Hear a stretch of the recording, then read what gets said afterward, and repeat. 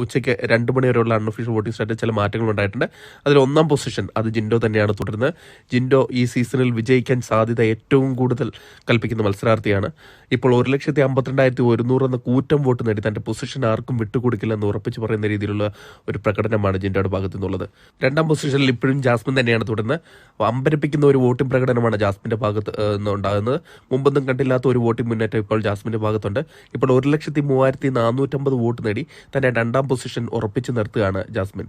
3-ാം പൊസിഷനിൽ അട്ടിമറി മുന്നേറ്റമായി അർജുൻ കയറി വന്നിരിക്കുന്നതാണ് വലിയൊരു അട്ടിമറി. നേരത്തെ അഭിഷേക് ആയിരുന്നു 3-ാം പൊസിഷനിൽ. അഭിഷേകിനെ അട്ടിമറിച്ചുകൊണ്ട് വളരെ ചെറിയൊരു വോട്ടിന്റെ വ്യത്യാസത്തിൽ 3-ാം പൊസിഷനിൽ കയറി വന്നിട്ടുണ്ട്. ഇപ്പം 94,201 വോട്ട് നേടി 3-ാം പൊസിഷനിലാണ് നിലനിർത്തിയിരിക്കുന്നത്. 4-ാം പൊസിഷനിലേക്ക് അഭിഷേക് തള്ളപ്പെടുകയാണ് ചെയ്തിരിക്കുന്നത്. ആദ്യമായിട്ടാണ് അഭിഷേക് പുറകിലേക്ക് പോകുന്നത്.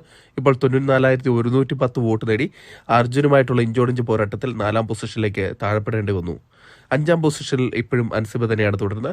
അൻസിബ നല്ല രീതിയിലുള്ളൊരു വോട്ടിംഗ് മുന്നേറ്റം തുടക്കത്തിൽ നടത്തിക്കൊണ്ടിരിക്കുകയാണ്. ഇപ്പോൾ 84,302 വോട്ട് നേടി തൊട്ടുപുറകെ അഭിഷേകിന്റെ തൊട്ടുപുറകെ 5-ാം പൊസിഷനിൽ തന്നെ നിലകൊള്ളുകയാണ് അൻസിബ. 6-ാം പൊസിഷനിൽ ഋഷി തന്നെ തുടരുകയാണ്. ഒരു ഘട്ടത്തിൽ വളരെ പിന്നിലേക്ക് പോയിരുന്ന ഒരു മത്സരാർത്ഥിയായിരുന്നു ഋഷി. എന്നാൽ പിന്നെ മുന്നിലേക്ക് കയറിയതിനു ശേഷം ഒരു ഘട്ടത്തിലും പിന്നിലേക്ക് പോകാൻ തയ്യാറാകാത്ത ഒരു മത്സരാർത്ഥിയായി മാറിയിരിക്കുകയാണ് ഋഷി. ഇപ്പോൾ 6-ാം പൊസിഷനിലാണ് നിലയുറപ്പിച്ചിരിക്കുന്നത്.